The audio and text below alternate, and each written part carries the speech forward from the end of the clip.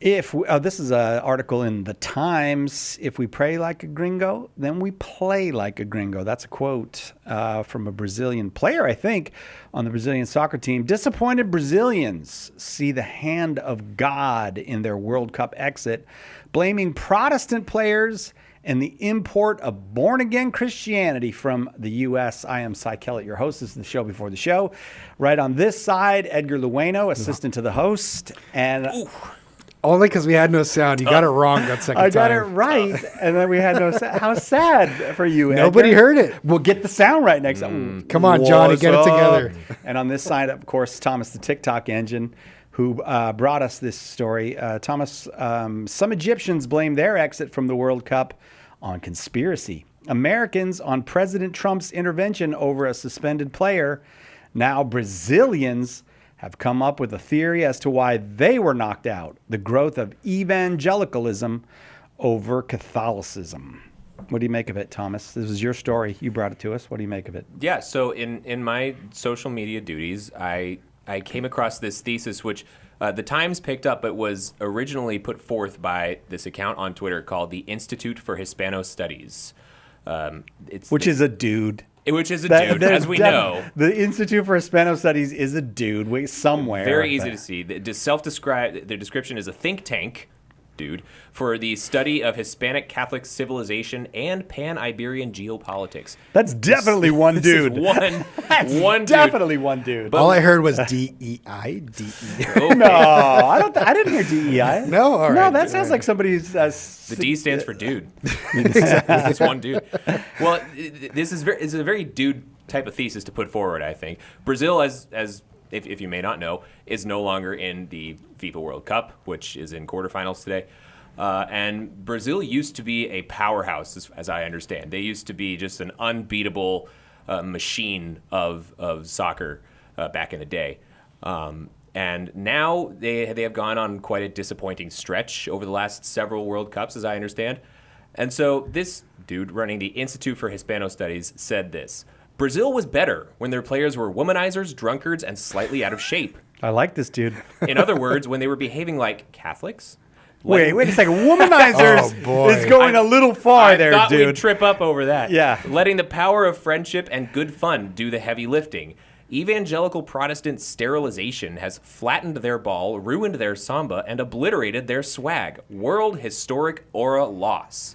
I started by, okay, I can maybe be on board with this, but after saying that, I'm off board. You're off board? I mean, I don't think so. But there is something about the puritanical American version of Christianity that, frankly, is no fun. I mean, it's just no fun. Wait a minute, you're saying Calvinism and Lutheranism I'm thinking more became of the whole thing we got from the Pilgrims and the Puritans, that, it's kind of gray. And Catholicism Beige, you might say, is more fun. Catholicism is more fun. You know know, what I love? Pilgrim Mardi Gras. I loved Pilgrim Mardi Gras. That was like the best Mardi Gras. And to be fair to your point, we have feast days every single day. Mm. Yeah, like it does kind of seem like for some reason. Now, this is not all Protestantism. I'm not picking on all Protestants, but that puritanical side of Protestantism, it's not a religion of feasting and joy. It's a religion of white knuckling it so that you can maybe prove that you're one of the elect. Which is funny because we're the ones that constantly get accused of being like Pharisees in rigid rules. Well, we are. Hold on a second. We're not. Well, we're all speak for sinners. yourself, Si. Well, if we're going to criticize people, we can't pretend like, we're the greatest. But we're just greater than you, is what we're saying. Certainly. Go ahead. No, what was your point? Go ahead. No, I mean, it's the constant critique of Catholicism is we're all about rules. We're all trying to be holy and pious, and it's all fake. And behind closed doors, we're just a bunch of hypocrites. I have not found that to be true. But you don't think that stereotype? You've never heard that stereotype? No, I know the stereotype. Yeah, but I have not found the behind closed doors. They're not like that kind of thing. I feel like Catholics, like when you get certain forms of Protestantism that have the once saved, always saved mentality, they really are misbehaving because they think that they're saved. I mean, I don't. Let's just be brutally honest here. I don't think Martin Luther King was in those hotel rooms with women because Praying with the Bible? because he was Catholic. It's because he thought he was saved. He thought once saved, always saved. So I think Catholics have a greater sense of work out your salvation in fear and trembling. I honestly do. So why is it that the Puritan mentality is not a Catholic thing then? Why aren't we the ones white knuckling it all the time? Yeah, that's a good point. Because I think there's the Catholicism is really good at the whole person. We've had a long time at it, and we've got these great saints that, like Francis. Oh, Francis is more puritanical than the Puritans when it comes to fasting and praying and all that stuff. He's also just a kick. He's fun and he's joyous, and people love Francis. People loved being around Francis. I think we're just, I don't want to say better than other people. No, I actually do want to say better. Our church might be better. The Catholic thing is, it just has never let go of that, the fun side of Christianity, the joyful side of it. It gets, sorry, were you? No, go ahead. It gets to the classic Simpsons scene, right? Of like Protestant heaven versus Catholic heaven, Yep. which, is. Tell me about it, because I think I have seen that, but It is a caricature, but Marge is being preached to by some Protestant, and she imagines going to heaven, and the man, it's not St. Peter at the front, but he says, "Marge Simpson, welcome to Protestant heaven," and it's all pretty good. and it's all a bunch of wasps playing croquet and badminton and going. Poppy, did you see Dash? Where is he? And they're just like, and she's like, this is okay, but where's Bart and Homer? And they're in Catholic heaven? They're over there in Catholic heaven, and you see all the ethnic groups. You see the Irish beating each other up. You see the Italians drinking wine and kissing, and you see the Mexicans the with piñata. Mexicans with a piñata at a fiesta, and she can't believe it. And the best part is she's like, well, I'd like to talk to Jesus, and the Protestant says, I'm afraid he's gone native, and he's over in Catholic heaven having a great time. They're throwing you up in the air. Stop it! It's a great scene. that is kind of that. But It's a great scene because we're the fun ones, obviously. But Right. it gets to that dynamic. Some people are like, I love croquet. I want to spend eternity playing croquet. You know what? Go ahead and be in Protestant heaven if you wish. Margaret, where's my grape juice? Exactly. But it gets it's to the not divide Protestant, that you're though. talking I don't about. think that. I think what the Simpsons are pointing out, that's very American. That Right. It's that a even the waspish accent view. you did is American waspishness. Yes. Yeah. White Anglo-Saxon flavor of Protestantism. Right. But then that goes down to Brazil. Yes. And basically ruins life for the Brazilians. By which we mean soccer. By which we mean it ruined football That's the for theory them. anyway. And that's life That's in the Brazil. connection. Okay, but here's the problem though, because you do have in Brazil, I'm sure, I've never been there, but from what I've heard, a tremendous amount of cultural Catholicism. So then you get Mardi Gras, but you don't really get Ash Wednesday and Lent and the personal relationship with Jesus. So now you got a kind of cultural Catholic who encounters this American, Puritan type, or maybe evangelical is more likely what they're encountering, and well, that personal relationship with Jesus is actually really good. Like we have, as Catholics, we have again and again and again failed because once Catholicism gets enculturated, it starts to be taken for granted. Once it's taken for granted, people start seeing it as the background noise of culture, not the means of personal relationship with Jesus, which is what it is. As sort of the air you breathe rather than something that informs your whole life and its direction. But on the other side, when Protestantism gets fully enculturated, it just becomes secularism. People just give up. Do you think a step towards that is non-denominationalism?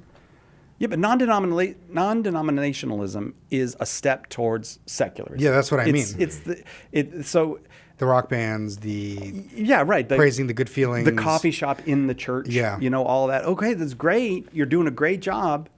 You created a sports arena, or actually some of them go buy themselves a sports arena and turn that into a church. Is that an inevitable evolution of Protestantism taking over a culture? Is towards specifically non-denominationalism and then And Eventually then secularism. that's secularism. It's an interesting see theory. That. I could see that being the case, but I don't know how I would go, Well, about arguing it. they're both a kind of secularism, right? Like Brazil, it may have Mardi Gras and it may remember what Mardi Gras is a reference to, or it's Carnival down there. But Yeah. okay, so, but it's not Catholic in a real sense. Not anymore. No, we Secularized. It's a secularized form of Catholic. And then when you get Protestantism wears out and becomes secularized, it becomes Great Britain or Germany or, just look at these places. They become completely evacuated of Jesus every bit as much as Copacabana Beach is evacuated of Jesus. There's a kind of tiredness that comes in. Then you need saints to come back and rejuvenate it. To be fair to a lot of our Protestant brothers and sisters, I know quite a few of them that are intellectually rigorous, and they are very, very intelligent individuals. And I've noticed that when you start losing the desire to go deeper into theology is when you start leaning towards, the feeling side of it instead of trying to figure out the mysteries or contemplating on the mysteries. Do you think I'm wrong on that front? No, but who does that? Who gets under the feeling side? I think eventually when it starts leading into secularism, you start kind of, I don't want to say an intellectual laziness, but a lack of desire to go deeper into the mysteries or being more intellectual, which later falls into non-denominationalism, which tends to be more feelings based, and then eventually leading down the step to I think that Protestantism secularism and scientism are actually defined by their intellectual laziness. I mean, the person who is the Richard Dawkins type science mind has to not ask certain questions, has to just say, that's not an answerable question. Like if you say, well, Richard, why is there something rather than nothing? Well, that's not a scientific question. And that's ridiculous. And spaghetti monster, blah, blah, blah. Yeah, spaghetti monster, blah, blah, blah. So there is an inherent intellectual laziness, because if you keep asking questions, then you end up where Aristotle ends up. I mean, on the secular side, you end up, and the Richard Dawkins can never cross the bridge, not to Christianity, but to Aristotle, to actual philosophy. I was going to say he was trying to engage in philosophy. Well, he wasn't trying to engage in philosophy. No, he was trying to kill philosophy. Exactly. Yeah. he was doing philosophy as a denial of philosophy. Yeah. I think, and so there is a profound intellectual laziness in secularism because it has a series of questions it thinks are answered and so will not engage with them. Yeah. Refuses to engage with them. So, yes. I do think that it becomes but Christianity gets awfully intellectually lazy at a certain point. Like Christianity can when the personal relationship with Jesus is and the openness to the Holy Spirit isn't present, you get a kind of what would I call it? It's a religion. It's the facade of religion without the Christian energies. That make kind you of bloodless, maybe. Yeah, maybe. Well, I don't know. wish it was a little more bloodless in some places. Abortion is pretty bloody. You know what I'm saying? And, of course. And it's that kind of laziness that allows us to go. To fall for completely. I mean, the intellectual case for abortion is virtually nothing. The only reason you would embrace the idea that a baby's not a baby, is that I don't want it to be. That I don't want it to be a baby. Yeah. It's inconvenient for me to have that thought. So there is no intellectual case for it. I don't think. Yeah. I don't think the intellectual case is this. The intellectual case is yes, it's a baby, but it's not a fully formed baby. Therefore, it doesn't. Yeah. Okay, that is an intellectual case. It's stupid as well, but it's not. It's consistent, is what it is. It's consistent, except that which is not a virtuous thing. It's unmoored from real virtue, because the real virtue goes, if it's a person, if it's a human, it doesn't matter what state it has. There's an innate respect for humanity. Well, it's one of the reasons why now seculars online are more open and willing to say, yes, it's a human being. Mm-hmm. But I'm okay with because it killing it. It's insane to say Yeah. it's not a human. Of course it's a human being. Everybody, like, that's the most basic science. It's since Dr. Baer discovered the human embryo, or the Dr. Baer. primate embryo in I think it's 26 or 27. Literally 200 years we've known how human life begins. Like, you can't get out of that. There's no like, well, we're not really sure. This is a very clear scientific discovery in the 1820s, which, by the way, led to the first pro-life movement in America in the 1850s and 60s, which people lie about all the time. They go, oh, that was because doctors wanted to get women out of the midwife business. That's not why we had the first pro-life movement. We had the first pro-life movement because of the discovery of the human embryo. That's why we had the first, and doctors went, oh my gosh, we have to stop abortion. Yeah. Abortion is, you can see the thing starts here and ends there. It's the same thing all the way through. I can't kill that. Yeah. That's why we ended up with the first pro-life movement, which gave us all those laws in the 1870s, 80s, and 90s that were overturned by Roe versus Wade. So I don't know how we got onto that. And this is all to blame on the Protestants. We blame them, and all this is tied in because Brazil lost the World Cup. We really took a journey there, didn't we? Yeah, we got Sorry, from Brazil maybe that was me. losing all the way until pro-life legislation in the late 1800s. So what do you make of the quite the idea, journey. though, that like there is a way in which materially Protestant nations look more prosperous than Catholic nations?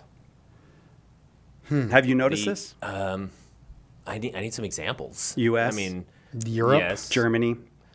But the And problem is in both the U.S. and contrast- Germany are not Protestant. Right. Their prosperity comes from Catholics as well as Protestants. But still, there's a Protestant ethos here that is an economic engine. You don't see it in Italy. You don't see it. You don't see it in the Philippines. There's a thing.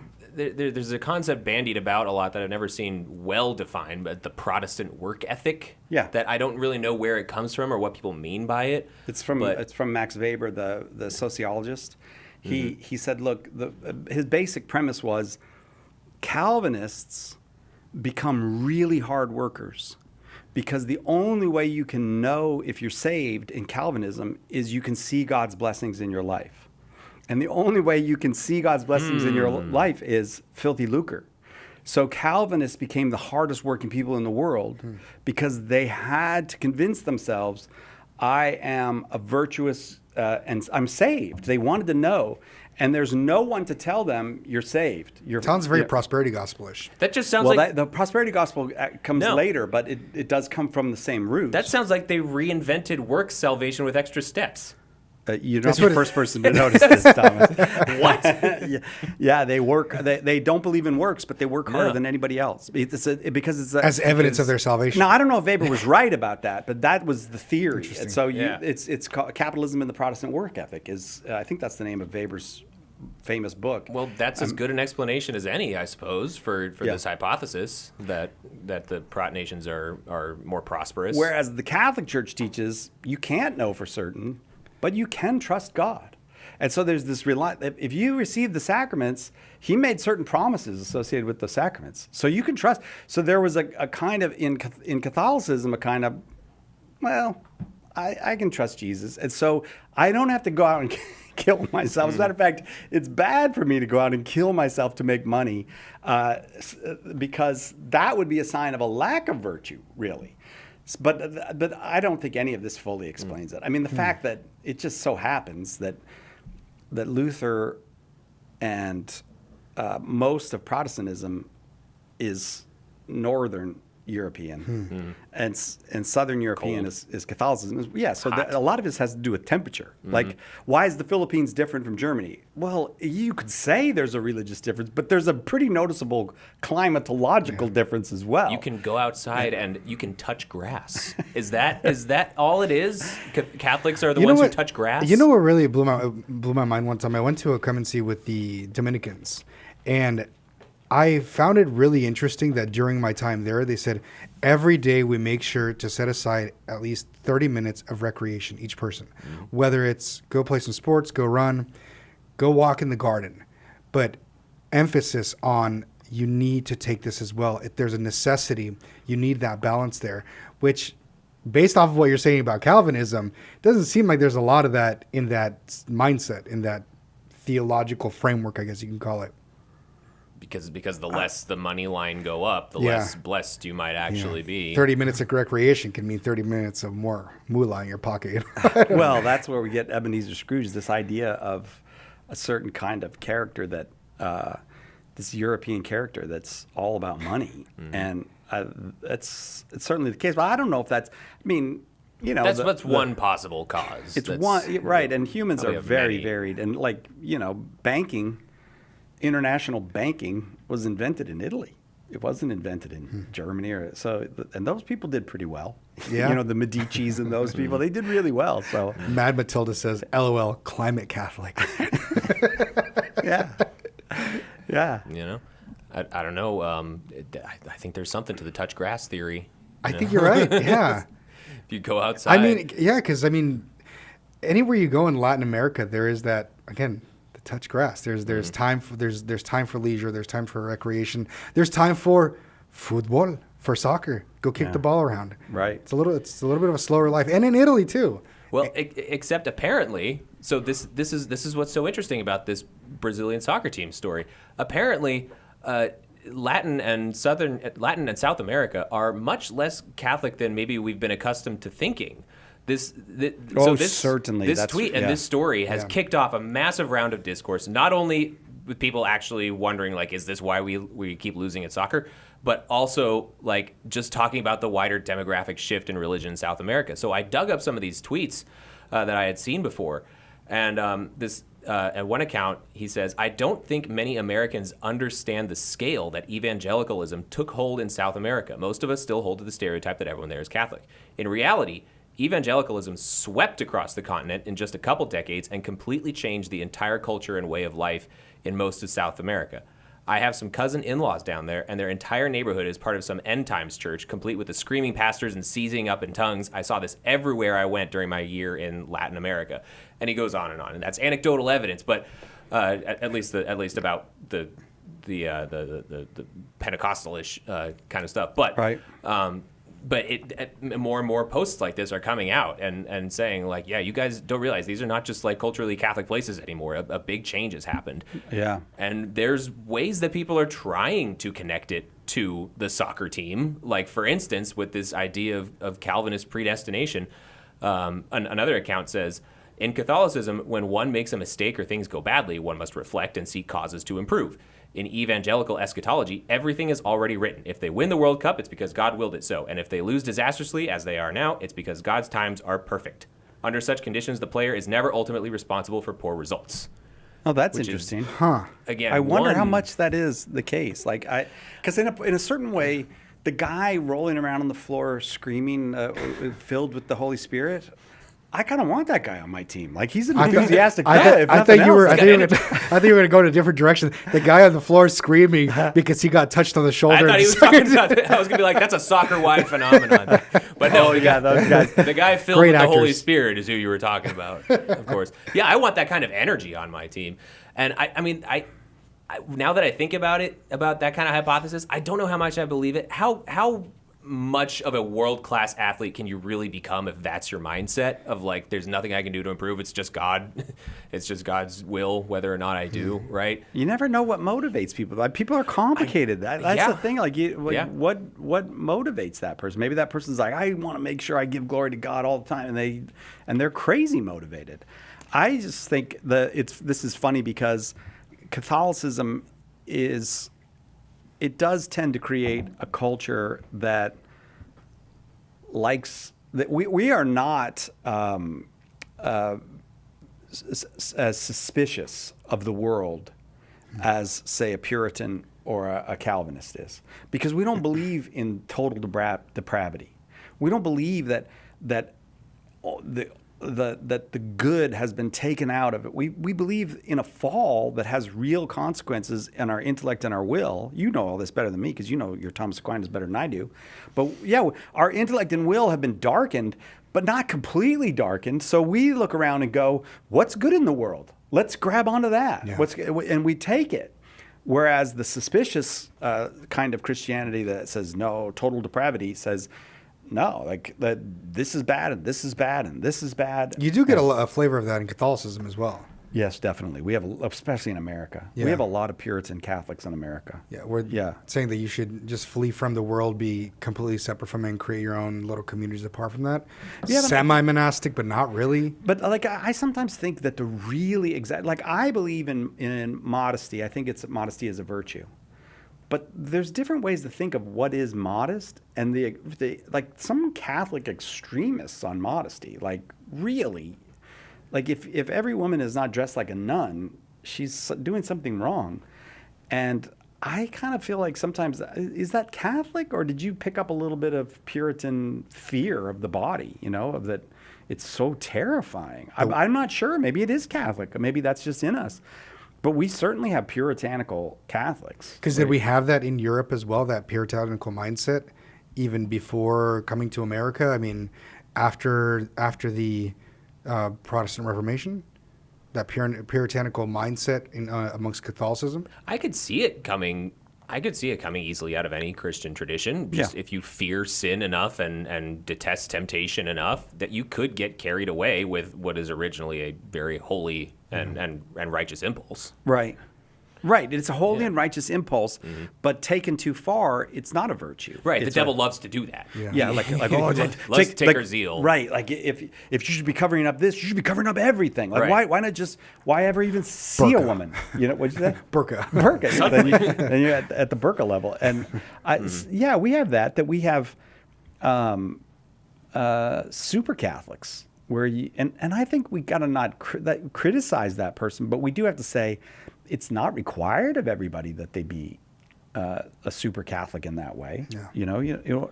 Catholicism. This is my belief. I wonder what the two of you believe about this.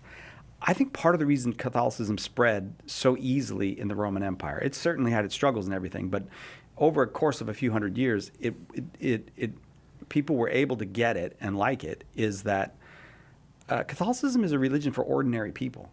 It is not a religion for the elite. It's not a religion for the morally perfect. It's a religion that ordinary people can live in ordinary ways. And frankly, that's good enough.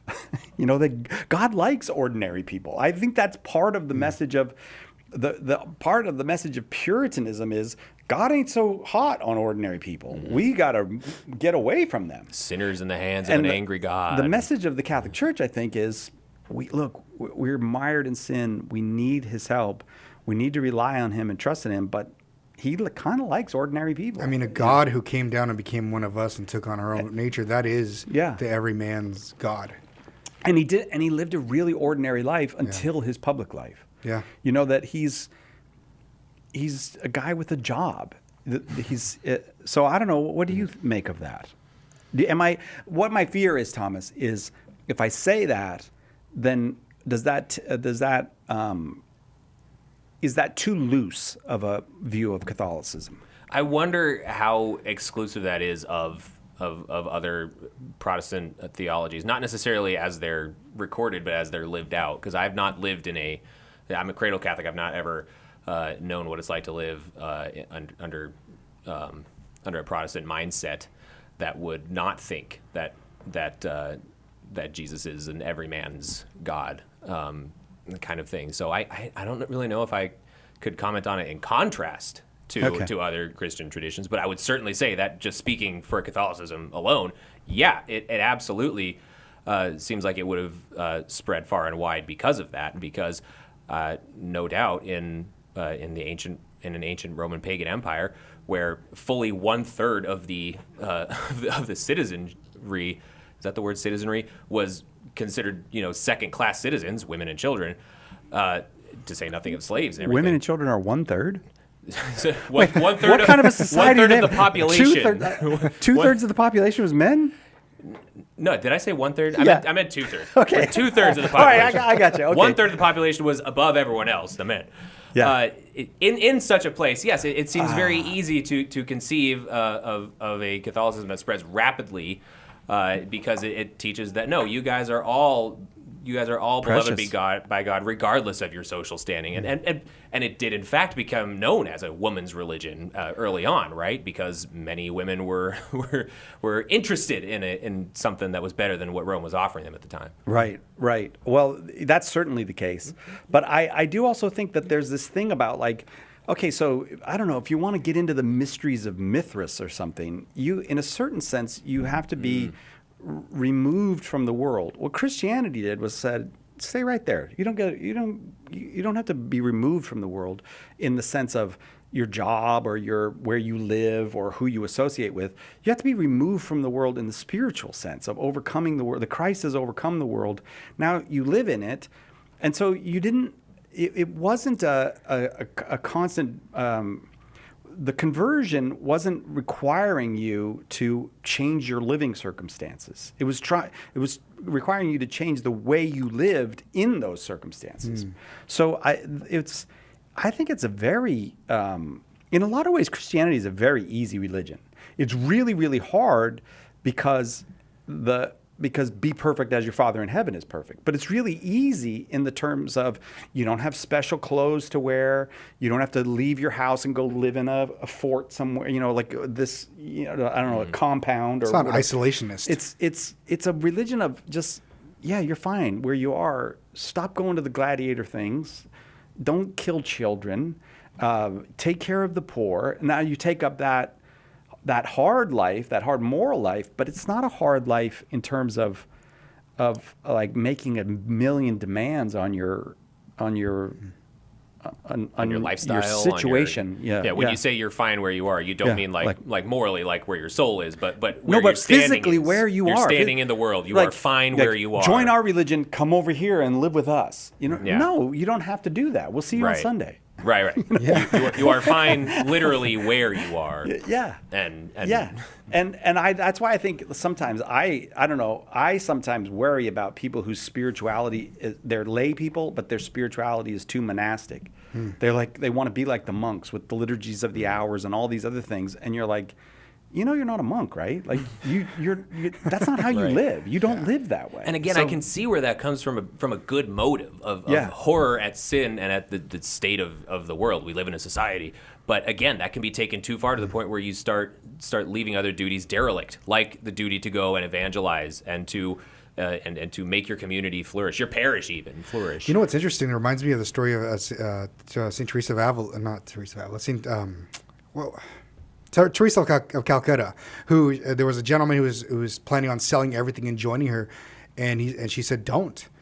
Aren't you employing people? Yeah. You're providing for these families. Why would you sell this? You don't need to be with me. You need to be exactly where you are, running this business and providing for these families because you offer them employment. Yeah, it's just that. I think it's very important to notice that Jesus didn't call that many people to follow him, like to physically follow him.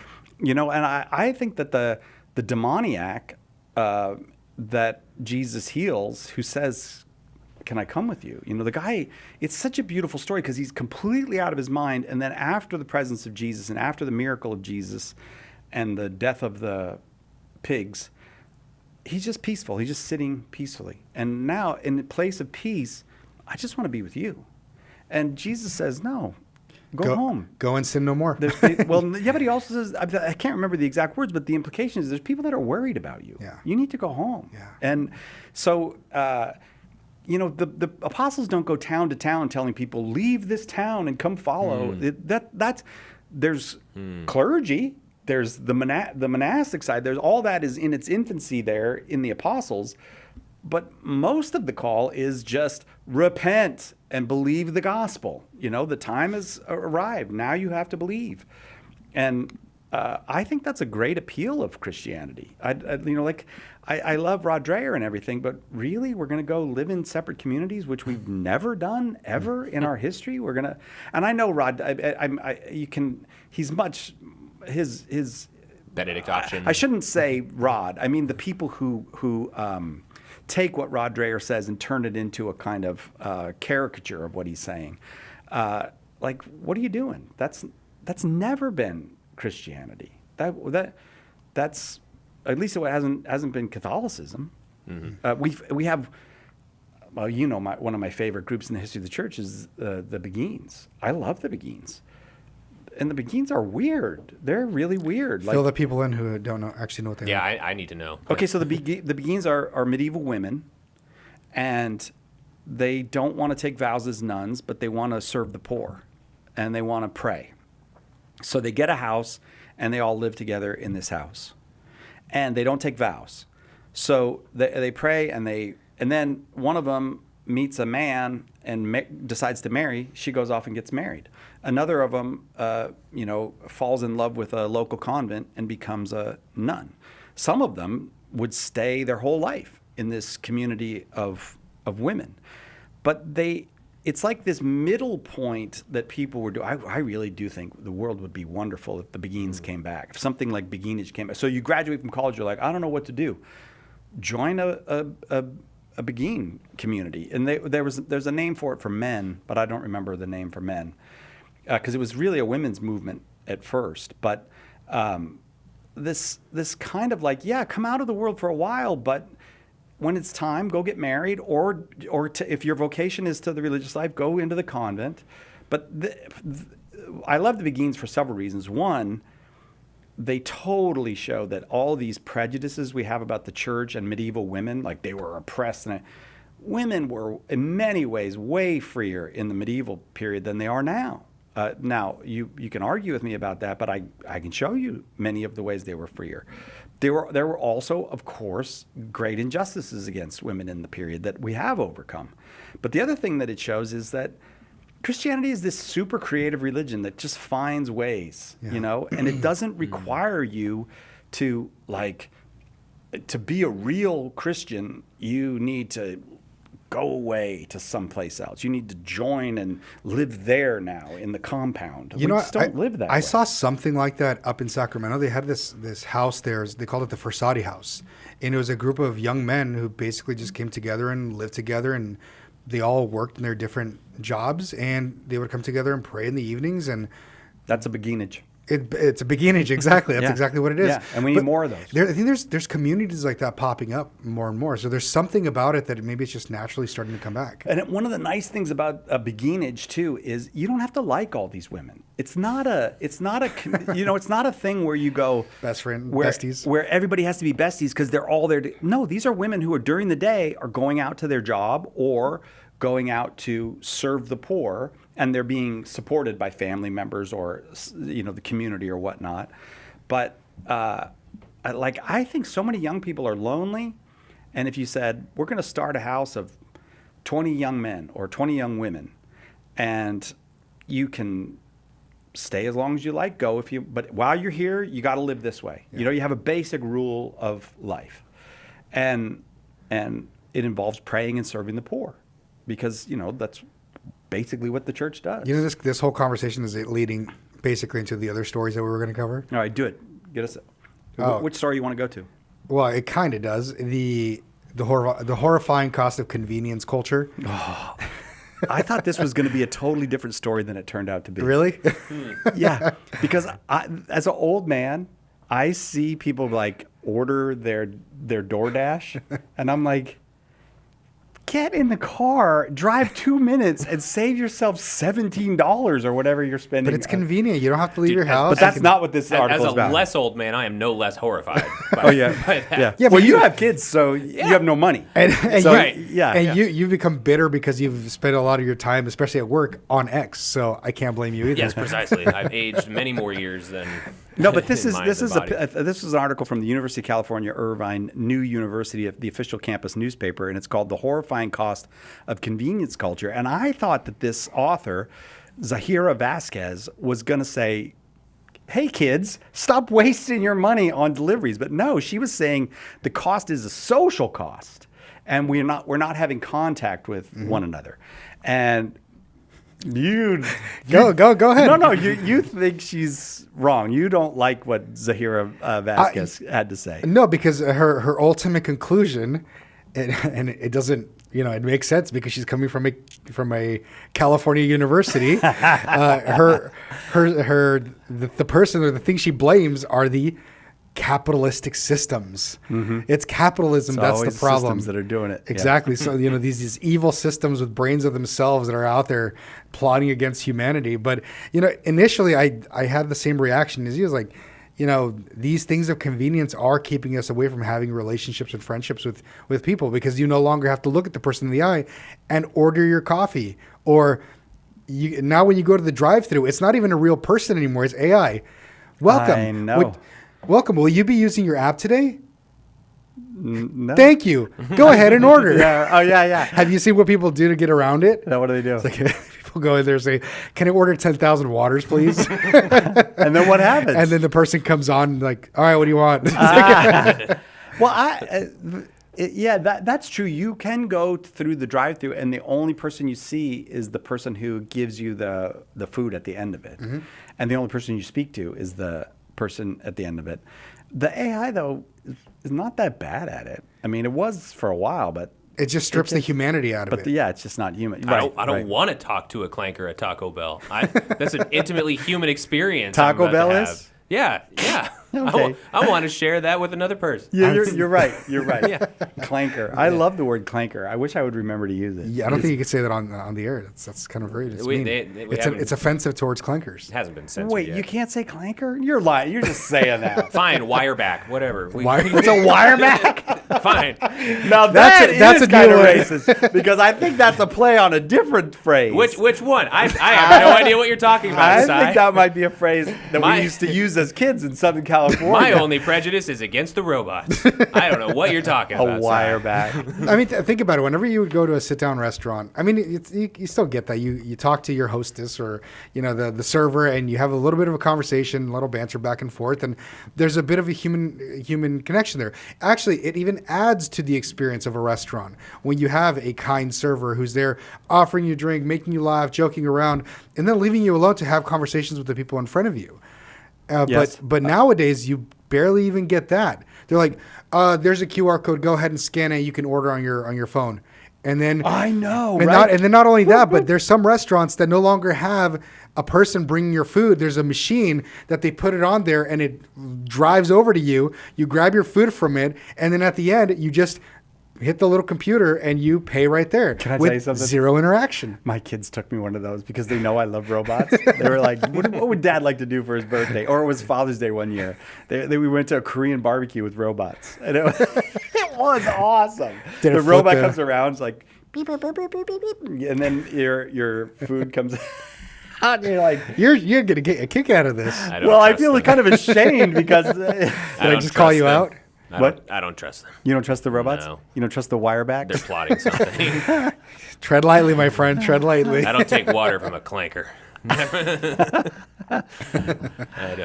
I do think it's an important point that is brought up here in this article, though, was that different. This is a direct quote from the article. Different forms of conveniences are stripping away our patience, leading us to be demanding and unkind when our expectations are not met.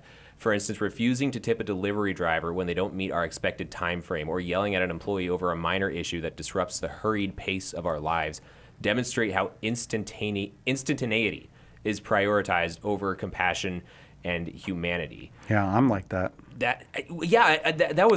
She's right. She nailed me on that. This is practically an examination of conscience. That's what it is. Yeah, it's like, right. Wait a minute. I do that. Wait a minute. I'm impatient with things that I have no reason to be impatient over. Right. And it all goes back to the point of, like, we don't work for anything hardly anymore. Yeah. That 99% of humanity did. I think we're all just reflecting. I feel bad about how I treat people now. Now I feel terrible.